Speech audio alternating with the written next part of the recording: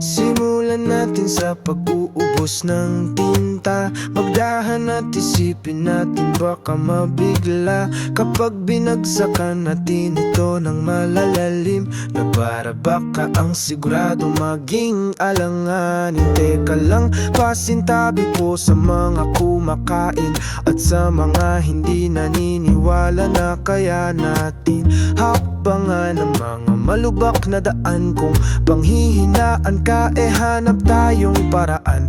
Hukayin ang malalim kung sakaling may ginto. Kung wala, hindi kailangan pagsarhan ng pinto. Mainam na subukan lang natin ulit ito, hanggang manawa sa kapalpakan at makuha mo na parang halos perpekto na ang pagkakagawa. Maraming napupulot naran sa pagkakadapa. Ang paa na dapat nakatapak lang ito sa lupa, habang minamasdan natin ang langit dito sa aking kinakatayuan. Minsan sinusuwag silang mga hindi nakapula, pero laging nagbibilang, nagsumbatan habang sinunggaban pa nung isa. Pasok mo lang sa kanan, tapos labas sa kaliwa, lalo na kung walang napala at natutunan.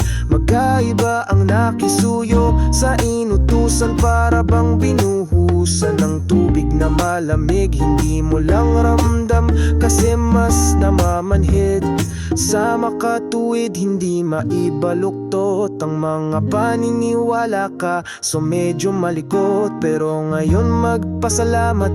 Imbis na humiling, matuto tayong magpatawad kaysa sa damdamin itong nangyayari sa mundo. La la la.